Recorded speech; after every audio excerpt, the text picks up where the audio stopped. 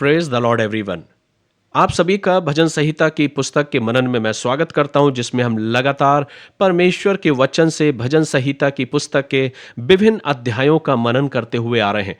और आज हम उसी श्रृंखला में भजन संहिता की पुस्तक के 85वें अध्याय की ओर अपने ध्यान को केंद्रित करेंगे। द बुक ऑफ साम चैप्टर 85। जब हम भजन 85वें अध्याय की ओर अपने ध्यान को केंद्रित करते हैं मेरे प्रियो, तो यहाँ पर पुनः जागृति और शांति के लिए प्रार्थना की जा रही है, परमेश्वर की दया के लिए प्रार्थना की जा रही है। भजनकार परमेश्वर के उस अनुग्रह को याद कर रहा है जो पुराने समय में प्रभु ने उनके जीवन में किया है। भजनकार कहता है, हे यहोवा, तू अपने देश पर प्रसन्न हुआ, याकूब को बंधुआई से लौटा ले आया है। तूने अपनी प्रजा के अधर्म को क्षमा किया है और उसके सब पापों को ढांप दिया है। सो मेरे प्रियो, भजनकार परमेश्वर की उस दया के लिए धन्यवाद दे रहा है और इसलिए इस भजन की शुरुआत धन्यवाद के साथ होती है कि प्रभु, तूने अपने लोगों पर अपनी कृपा को और अपनी दया को प्रकट किया है। मेरे प्रियो, हमें और आपको अपने जीवन में इन बातों को कभी नहीं भूलना चाहिए कि परमेश्वर ने पहले भी हमारे जीवन में अपनी दया को और अपनी करुणा को प्रकट किया है। उसने हमारे और आपके गुनाहों को माफ़ किया और हमें और आपको आशीष प्रदान की है। ये वचन मुझे और आपको एक सीख देता है कि जब वर्तमान कभी कठिन नज़र आए, जब वर्तमान में जीवन में जब हमें बहुत सी कठिनाइयाँ नज़र आएँ, तो हमें ये नहीं सोचना है कि परमेश्वर हमको भूल गया या परमेश्वर की आशीष हमारे साथ नहीं है। भजनकार इन्हीं बातों को स्मरण दिलाता है और वो कहता है, हे यहोवा, तू अपने देश पर प्रसन्न हुआ। अर्थात वो उन पुरानी बातों को स्मरण कर रहा कि कैसे प्रभु ने कैसे अपने प्रिय लोगों को, अपनी प्रिय जाति को उस गुलामी से लेकर आया और उन्हें अपने देश में फिर से पुनः बसा दिया। कई बार जीवन में जब वर्तमान आपको कठिन नजर आए तो पहले की आशीषों को स्मरण करो, उन आशीषों को जो प्रभु ने आपके और मेरे जीवन के अतीत में पुराने पन्नों में जब हम पलटते हैं तो उन आशीषों को हम अपने जीवन में देखते हैं। मेरे प्रियो, अब परमेश्वर के वचन में जब हम भजनकार की आगे की प्रार्थनाओं को पढ़ते हैं तो हम इन बातों को देखते हैं कि भजनकार परमेश्वर से प्रार्थना कर रहा है और अब लोग प्रार्थना कर रहे हैं और वो विनती कर रहे हैं, निवेदन कर रहे हैं। क्या कुछ इस भजन में लिखा है? तूने अपने रोष को शांत किया है और अपने भड़के हुए कोप को दूर किया है। हे हमारे उद्धारकर्ता परमेश्वर, हमको पुनः स्थापित कर और अपना क्रोध हम पर से दूर कर। क्या तू हम पर सदा कोपित रहेगा? क्या तू पीढ़ी से पीढ़ी तक कोप करता रहेगा? तो अब लोग प्रार्थना कर रहे हैं, परमेश्वर के सम्मुख जाकर उसकी दया की याचना कर रहे हैं और वो इस बात को स्मरण कर रहे हैं और लोगों को ये बताने का प्रयास कर रहे हैं कि हमें फिर से परमेश्वर की ज़रूरत है।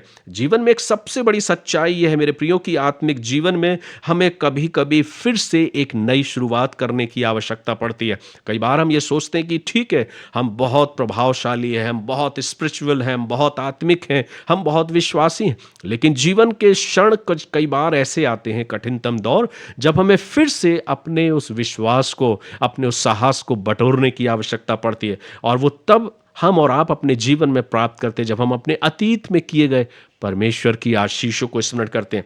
भजनकार अपने इस भजन के द्वारा इन बातों को स्मरण दिला रहा है कि हमें फिर से प्रभु के करीब जाकर फिर से प्रभु से प्रार्थना करने की जरूरत है और इसलिए वो कहता है, हे हमारे उद्धारकर्ता, हमको पुनः स्थापित कर। एक बहुत ही खूबसूरत वचन के साथ, एक बहुत ही सुंदर प्रार्थना के साथ भजनकार अपने निवेदन को रखता है। आगे क्या कुछ लिखा है जब भजन को हम पढ़ते हैं तो लिखा है, क्या तू हमको फिर न जलाएगा कि तेरी प्रजा तुझ में आनंद करे? हे यहोवा, अपनी करुणा हमें दिखा और तू हमारा उद्धार कर।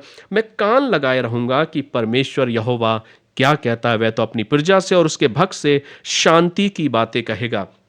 सो मेरे प्रियो, जब इस भजन को हम आगे और मनन करते हैं तो एक सुंदर बात यहाँ हमको देखने को मिलती है, जिसमें परमेश्वर की उस दया और उस प्रेम के विषय में एक विश्वास को हम देखते हैं। जो भजनकार जब लिखता है कि हे यहोवा, अपनी करुणा हमें दिखा और तू हमारा उद्धार कर, क्या कहता है कि वह तो अपनी प्रजा से, जो उसके भक्त हैं, शांति की बातें कहेगा, परंतु वे फिर के मूर्खता ना करने लगे। सो मेरे प्रियो, जब हम इस भजन को मनन करते हैं, उन भजन की बातों को जब हम देखते हैं तो हम इन बातों को देखते हैं कि परमेश्वर की कृपा, परमेश्वर की दया हमारे जीवन से कभी नहीं हटती। प्रभु अपनी दया और अपनी करुणा को हमारे जीवन में निरंतर बना के रखता है। 9वें पद में भजनकार लिखते हैं, निश्चय उसके डरवैयों के उद्धार का समय निकट है, तब हमारे देश में महिमा का निवास होगा। करुणा और सच्चाई आपस में मिल गई है, धर्म और मेल ने आपस में चुंबन किया है।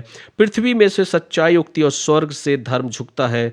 फिर यहोवा उत्तम प्रधार देगा और हमारी भूमि अपनी उपज देगी। अंतिम पद में धन्यवाद के साथ भजनकार लिखता है, धर्म उसके आगे आगे चलेगा और उसके पद चिन्हों को हमारे लिए मार्ग बनाएगा। क्या ही खूबसूरत धन्यवाद की प्रार्थना है और परमेश्वर की उस आशीष को स्मरण करने की बात भजनकार यहाँ पर लिखता है कि वो हमें फिर से जीवित करेगा और प्रजा जो है वो परमेश्वर में आनंद करेगी। एक रिवाइवल प्रेयर यहाँ पर हम देख सकते हैं, एक आत्म जागृति प्रार्थना हम यहाँ देख सकते हैं, एक धन्यवाद की प्रार्थना हम यहाँ पर देख सकते हैं। मेरे प्रियो, जीवन में जब कभी प्रार्थनाएं आपकी और मेरी ठंडी हो जाएं, जब हमारा मन उदास हो जाए, तो यही प्रार्थना करने की आवश्यकता है जो भजनकार भजन 85 अध्याय में लिखता है।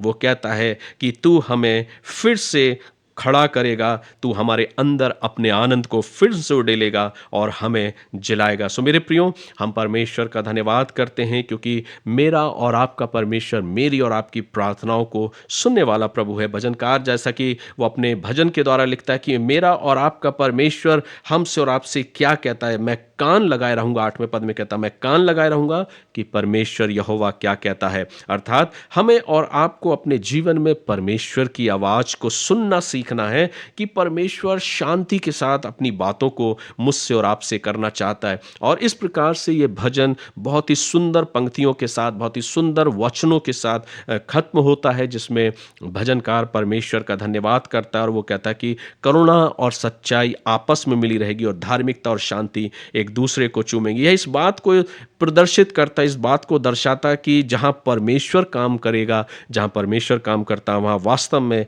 प्रेम, सच्चाई और शांति आती है। सो मेरे प्रियो, प्रभु इस वचनों के द्वारा आप सभी को आशीष दे। जीवन के क्षण में अगर आप जीवन में आगे बढ़ रहे हैं, कई बार हम और आप भी ऐसे दौर से होकर गुजरते हैं, तो ये ना भूलें कि प्रभु ने आपके जीवन में क्या कुछ किया। उन बातों को स्मरण करें, उसकी दया को, उसकी करुणा को स्मरण करें और प्रभु का धन्यवाद करते हुए अपने जीवन में आगे बढ़ें। उसका धन्यवाद करें और स्मरण करें कि जहां परमेश्वर अपने कामों को करता है, वहां विशेषकर प्रेम, सच्चाई और शांति निवास करती है। सो प्रभु आप सभी को आशीष दे। प्रभु का अनुग्रह, प्रभु का प्रेम, प्रभु की सच्चाई, प्रभु की शांति आपके जीवन पर, आपके परिवार पर, आपके घरानों पर बहुत अधिकाई से होने पाए। आइए हम प्रार्थना करें।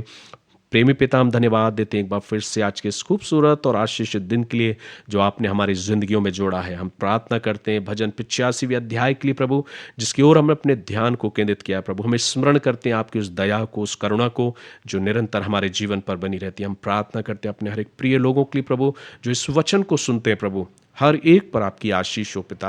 आपकी आशीष, आपके अनुग्रह, आपकी शांति, आपकी दया और आपके प्रेम को वो अपने जीवन में पाने पाए। इस आशा और विश्वास के साथ प्रभु आपके नाम से हर एक को मैं आशीष की घोषणा करता हूँ और आपके नाम से ब्लेसिंग्स देता हूँ। प्रभु आपकी आशीषें इनके जीवनों पर बहुत अधिकाई से हो। सारा आदर, महिमा, इज्जत, गौरव, जलाल प्रभु हम आपको देते हैं, क्योंकि ये प्रार्थना बड़े विश्वास के साथ हमारे उद्धार का तो त्राण करता प्रभु यीशु मसीह के नाम में होकर मांगते हैं। सुनिए और ग्रहण कीजिए। आमीन।